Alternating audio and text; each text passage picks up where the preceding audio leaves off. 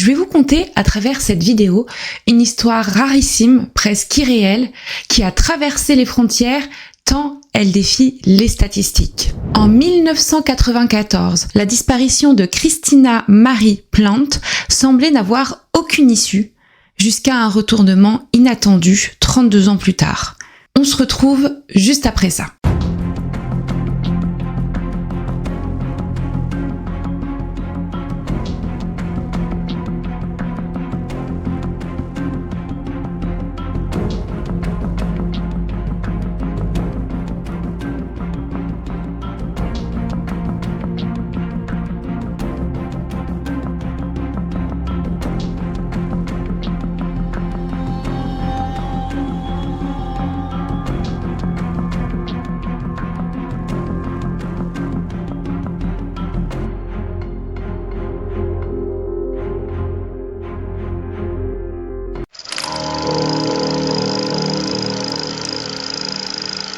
Nous nous retrouvons aujourd'hui dans la petite commune de Star Valley, en Arizona, au fin fond des USA, au nord de Phoenix, et pour que vous voyez un petit peu où c'est au sud-est de Las Vegas, à environ 5h30 de route. C'est ici que vit une adolescente de 13 ans, Christina Mary Plant, née le 23 janvier 1981. La jeune fille, surnommée Tina dans son adolescence, ne vivait pas avec ses parents biologiques, mais avec son oncle et sa tante, chez qui vivait aussi son frère. De base, c'était leur père qui avait leur garde, mais étant décédé prématurément, les enfants ont fini par être confiés à la famille paternelle et ils habitaient dans une maison située sur la Moonlight Drive. Concernant leur mère, qui s'appelle Mary, on n'a pas vraiment d'informations qui ont été divulguées publiquement.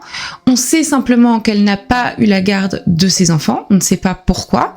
On sait qu'au total, elle a 3 enfants biologiques, donc Christina et son frère, et une autre sœur de Christina, donc une autre fille, qui a été adoptée dès son enfance, donc on n'en entend presque pas parler dans cette histoire. Nous arrivons le dimanche 15 mai 1994. C'est une très belle journée et il est environ 12h30 lorsque Christina est aperçue près de sa maison sur la Moonlight Drive. Elle portait un t-shirt, un short court et rayé et des tennis noirs. Il faisait bon et il n'y avait pas trop de passages routiers ce jour-là et à cette heure-là. Elle va expliquer à son oncle Gary à ce moment-là qu'elle va se rendre à l'écurie où se trouve son cheval, un animal auquel elle est particulièrement attachée pour en prendre soin. Ce trajet qu'elle connaît parfaitement ne représente aucun danger apparent. C'est dans une zone rurale où le passage est limité, où il y a très peu de voitures. Et pourtant, c'est après avoir expliqué à son oncle se rendre à l'écurie que la jeune fille disparaît et s'évapore sans laisser de traces. L'inquiétude est immédiate. Gary, l'oncle de Christina, va signaler la disparition et les recherches sont rapidement déclenchées, mobilisant à la fois les forces de l'ordre locales, des bénévoles et des renforts régionaux, tandis que des battues sont organisées et que chaque piste potentielle est explorée. Dans les jours qui suivent, le portrait, l'avis de recherche, l'avis de disparition de Christina est largement diffusé. Il est aussi intégré aux bases de données nationales dédiées aux enfants disparus, notamment celle du National Center for Missing and Exploited Children et de NamUs, tandis que sa famille propose une récompense de $10,000 pour toute information crédible susceptible de faire avancer l'enquête. Dans les avis de disparition de l'époque, on voit que les enquêteurs parlaient d'enlèvement, abduction, comme si l'enfant avait été enlevé. Donc ils sont directement partis sur cette hypothèse. Et évidemment, ça laisse présager le pire. Est-ce que Christina serait tombée sur un homme de la pire espèce? Évidemment, on ne peut s'empêcher de penser à tous ces enfants et ces adolescents qui ont disparu, qui ont été enlevés par des pervers et qui malheureusement n'ont jamais été retrouvés ou ont été retrouvés sans vie. Et donc, c'est logique qu'à l'époque, on fasse ce parallèle entre ces histoires d'enlèvement et la disparition de Christina. Mais évidemment, tout le monde espère que ce soit une fausse piste et limite, on espère qu'elle ait disparu de son plein gré ou tout simplement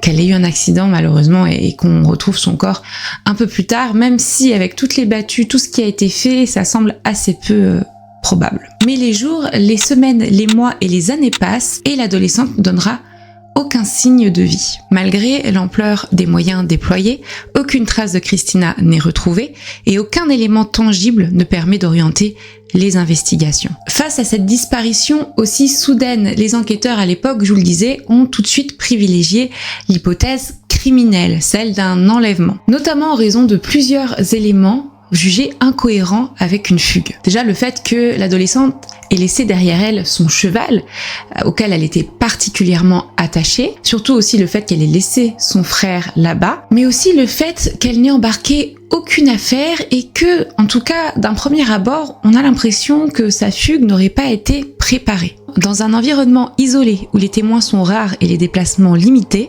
la possibilité d'un enlèvement opportuniste est alors sérieusement envisagée, d'autant que l'affaire est officiellement considérée comme une infraction pénale. Pendant des années, les enquêteurs poursuivent leurs investigations, réexaminant régulièrement le dossier à la lumière de nouvelles informations ou de témoignages potentiels, sans jamais parvenir à faire émerger de pistes solides. Ainsi, entre hypothèse criminelle, fugue et même l'hypothèse accidentelle, le mystère demeure entier pendant plus de 30 ans.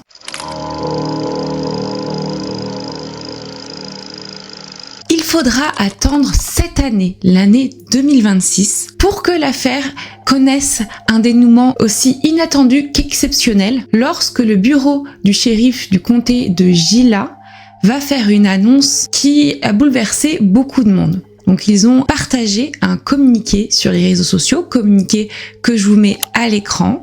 C'est un communiqué qui explique que la police a enfin localisé Christina Marie Plante, désormais âgée de 44 ans, qu'elle est vivante et en bonne santé. Ils ont partagé donc ce communiqué le 4 avril sur Facebook et il y a eu énormément de partage, que ce soit aux États-Unis, mais aussi à travers le monde. D'ailleurs, je suis sûre, dites-moi dans les commentaires si vous aussi vous en avez entendu parler dans les médias français, mais je pense que oui, puisque vous êtes beaucoup à m'avoir demandé de traiter cette histoire. Cette avancée est le résultat du travail d'une unité spécialisée dans les affaires non résolues, mise en place quelques années plus tôt, et qui s'appuie sur des techniques modernes d'enquête, ainsi que sur les progrès de la généalogie génétique pour réexaminer les dossiers anciens. Vous allez voir, c'est vraiment une spécialité qui aujourd'hui va aider à résoudre beaucoup d'autres dossiers, la généalogie génétique.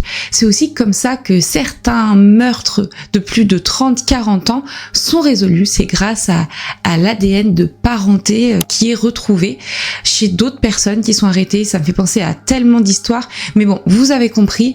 En tout cas, heureusement, on a des évolutions techniques et technologiques aujourd'hui qui nous permettent de faire avancer des cold cases. Après que Christina ait confirmé son identité auprès des enquêteurs, ces derniers découvrent que le scénario redouté pendant toutes ces années ne correspond finalement pas à la réalité. Christina n'a pas été enlevée par un homme mal intentionné. Elle a quitté volontairement son domicile ce jour-là, donc à l'âge de 13 ans. Et ce, avec l'aide d'un membre de sa famille qui au départ n'a pas du tout été dévoilé. Donc c'était organisé avec l'aide d'un adulte. Parce qu'apparemment, il semblerait qu'elle n'était pas contente de vivre chez son oncle et sa tante. Alors attention, ça ne veut pas dire qu'elle subissait obligatoirement des violences psychologiques ou même physiques ou autres. Sinon je pense qu'elle n'aurait pas laissé toutes ces années son frère sans défense. Mais tout simplement, elle avait un mal-être et elle ne voulait pas habiter avec eux. Ce qui est fou, c'est que à l'époque, elle avait confié Christina auprès de certains de ses proches qu'elle avait un mal-être dans son environnement où elle habitait, qu'elle avait envie de le quitter, qu'elle avait envie de s'enfuir, mais ça n'a pas été pris au sérieux à l'époque. La capitaine Jamie Garrett, qui a contacté Christina pour confirmer son identité, a révélé qu'elle était restée abasourdie lorsque la femme disparue a déclaré être partie de son plein gré. Bien que Christina ne se montre pas très coopérative avec les autorités qui l'ont retrouvée, la capitaine va quand même expliquer son ressenti dans les médias. Je la cite, je traduis de l'anglais au français évidemment pour vous. Je me suis dit, oh mon Dieu, d'accord, donc tu t'es enfui et vous savez que nous pensions que quelqu'un vous avait kidnappé, cela a été considéré comme une infraction pénale. Elle dira ensuite dans ce même média, je cite à nouveau, « Je suppose qu'elle n'était pas heureuse de l'endroit où elle vivait, ni des personnes avec qui elle vivait et qu'elle s'est enfuie. » Les informations officielles, c'était qu'elle avait décidé de changer de vie, qu'aujourd'hui elle évoluerait avec sa propre famille sous une nouvelle identité et qu'elle n'avait pas envie de renouer avec le passé. Interrogée par les enquêteurs, Christina évoque une période appartenant à une autre vie, précisant qu'elle est aujourd'hui adulte, qu'elle a construit sa propre famille et qu'elle ne souhaite pas revenir sur les détails de sa disparition puisque ça relève pour elle de sa vie privée. Donc après ces nouvelles, évidemment, son statut de personne disparue a été levé, mettant à terme à plus de 3 décennies d'incertitude. Et ça aurait pu s'arrêter là. On aurait eu une vidéo de 15 à 20 minutes maximum. Ça aurait pu être une courte histoire, mais très positive.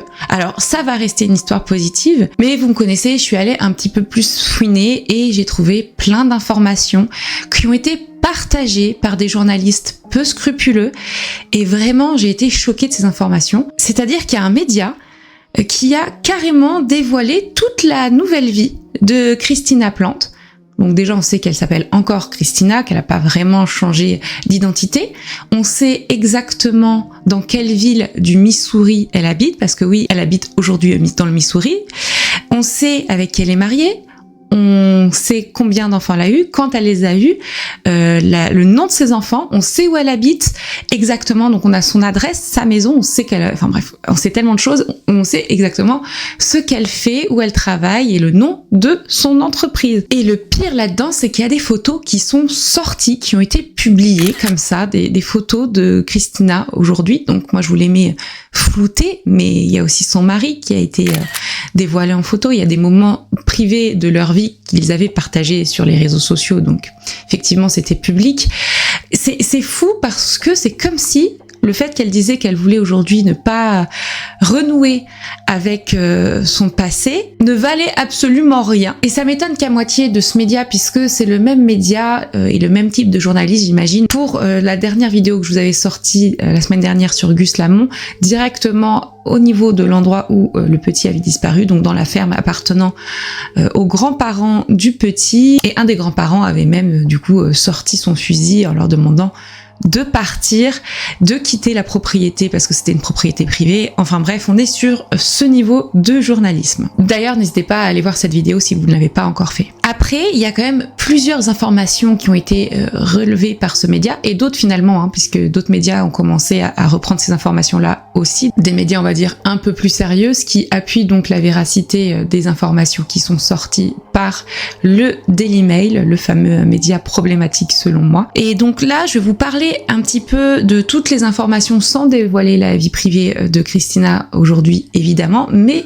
qui permettent un petit peu mieux de comprendre les circonstances de sa disparition et ses choix. En effet, selon ce que rapporte Terry Hudgen, qui est un ancien adjoint du shérif du comté de Gila, qui avait dirigé les premières recherches de l'époque, il semble que la disparition de la jeune fille s'articulait en fait autour de la bataille pour sa garde entre sa mère et son père. Il apparaîtrait que bien que c'était son père qui avait obtenu sa garde exclusive, elle ne voulait pas, elle, habiter avec lui et elle voulait habiter avec sa mère. D'après Terry, la mère et sa fille se sont finalement retrouvées le jour de la disparition de Christina dans l'écurie où la jeune fille avait expliqué se rendre et se sont rendues en voiture à l'aéroport de Phoenix pour s'envoler définitivement vers une nouvelle destination, un nouvel état. Et ce qui est assez étrange donc, c'est que les enquêteurs n'ont jamais réussi à faire le lien entre la disparition de Christina donc à l'époque et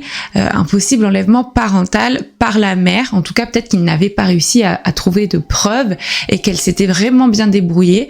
Et donc peut-être aussi qu'ils sont restés fixés sur un enlèvement type criminel par une personne qu'elle ne connaissait pas. Et donc dans cet article, on apprend une information importante, que la personne de la famille de Christina qui l'aurait aidée à fuguer ne serait autre que sa mère Mary. Donc elles sont allées depuis Phoenix en avion vers le Missouri, dans une ville que je ne vous indiquerai pas ici, et elles vont rester dans cette ville tout le reste de leur vie, donc jusqu'à aujourd'hui, elles y sont encore. Elles continuent leur vie. De son côté, Christina va se marier très jeune, à 17 ans, avec un homme qu'on va appeler S, qui lui, à cette époque-là, est âgé de 21 ans. D'ailleurs, en mars 2023, on sait qu'ils fêtaient leurs 25 ans de mariage. En effet, Christina avait sur ses réseaux sociaux posté la photo que vous voyez à l'écran.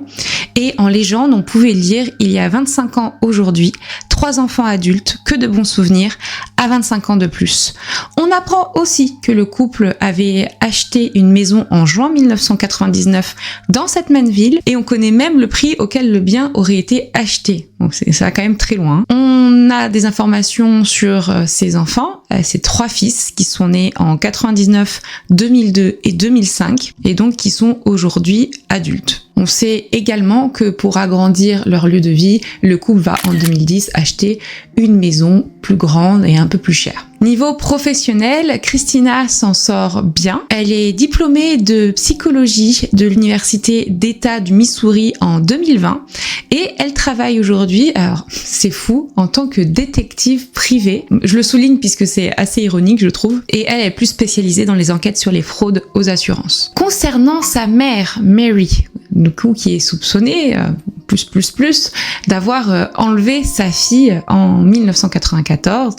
On sait qu'elle s'est remariée en 2006, donc elle a changé de nom de famille également, et que l'homme avec qui elle s'est mariée est aujourd'hui décédé. Christina est devenue la tutrice et la curatrice de sa mère récemment, en 2024, puisque Mary est atteinte de la maladie de Parkinson et elle vivrait aujourd'hui dans une maison de retraite. À noter que Christina est donc la seule enfant biologique de Mary qui est restée en contact avec elle ces 20 dernières années.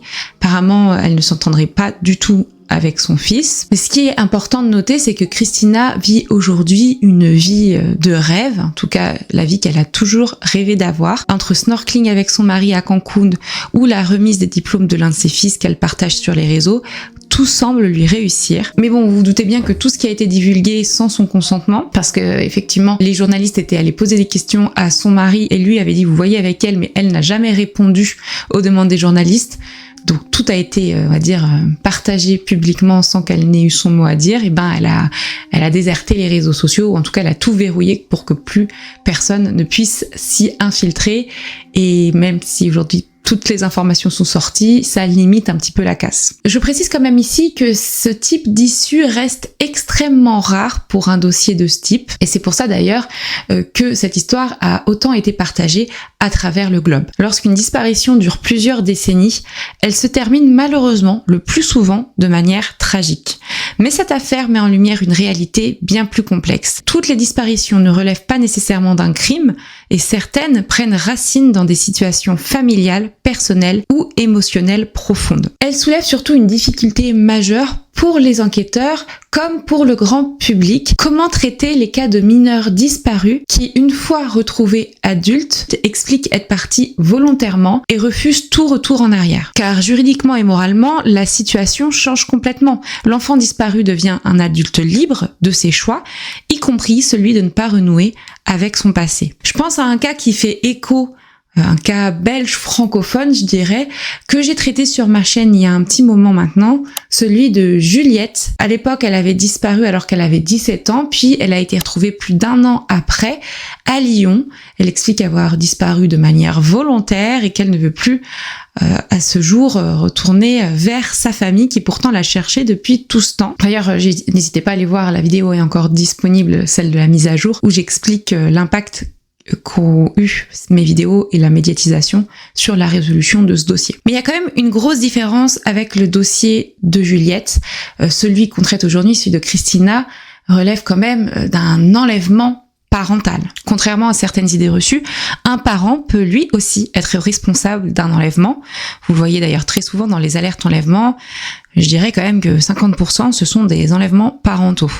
D'ailleurs, en France, le fait de soustraire un enfant mineur à la personne qui en a la garde légale constitue une infraction pénale pouvant aller jusqu'à plusieurs années d'emprisonnement.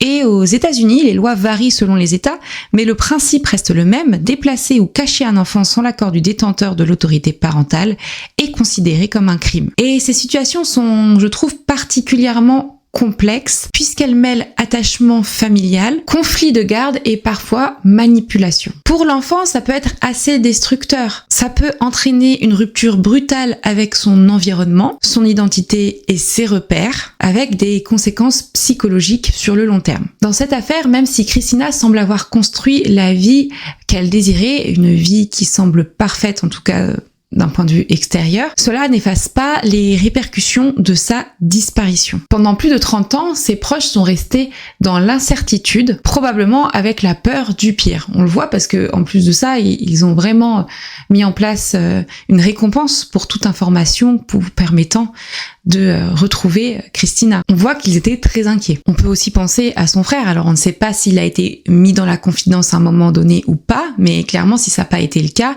il a pu totalement se sentir abandonné et il a pu avoir très peur pour sa sœur. Du côté des autorités, c'est un peu différent, mais c'est important de le souligner aussi. Il y a énormément de recherches qui ont été menées. Ce sont des dépenses de temps, d'argent qui ont été mobilisées autour d'une hypothèse qui, avec du recul, ne correspondait pas à la réalité. Cette affaire interroge aussi sur le rôle des médias. Si certains contribuent à faire avancer des enquêtes, d'autres ont, dans ce cas précis, franchi une ligne plus que discutable en révélant des informations extrêmement sensibles et personnelles, et très dangereuses pour la famille, parce qu'au final, aujourd'hui, avec les informations que j'ai, que toutes les personnes qui ont lu ces articles ont, on pourrait totalement se rendre devant chez elle, lui poser des questions, prendre des photos.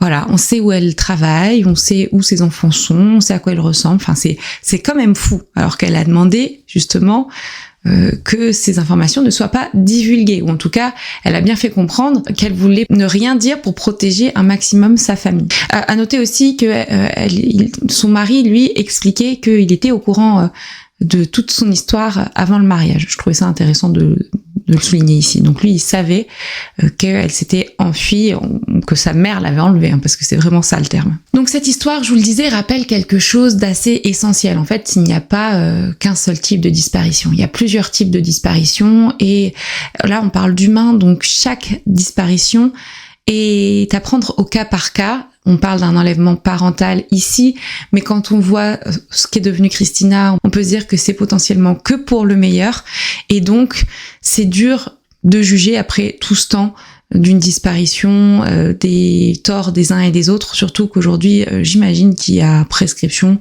et qu'en plus de ça, la mère ne pourrait même pas être jugée s'il fallait qu'elle le soit au vu de son état de santé. Ce qui est sûr, c'est qu'il y a des réalités multiples dans tous ces cas de disparition, d'histoire de vie. Et toutes les questions ne trouvent pas forcément de réponse. Mais j'ai envie de finir par une note positive. Déjà que c'est une vidéo très positive, je trouve. Là, on va parler rapidement des progrès de l'enquête, des progrès technologiques, techniques, que j'ai déjà abordé tout à l'heure, avec la généalogie génétique. Je dirais que les progrès constants des techniques d'enquête, notamment donc l'essor de cette spécialité et le travail des unités spécialisées, offrent aujourd'hui à la police des outils toujours plus efficaces pour résoudre des affaires longtemps restées sans réponse, important ainsi une lueur d'espoir aux familles qui sont dans l'inquiétude depuis des dizaines et des dizaines d'années. En tout cas, on espère qu'il y aura de plus en plus d'histoires de ce type à l'avenir.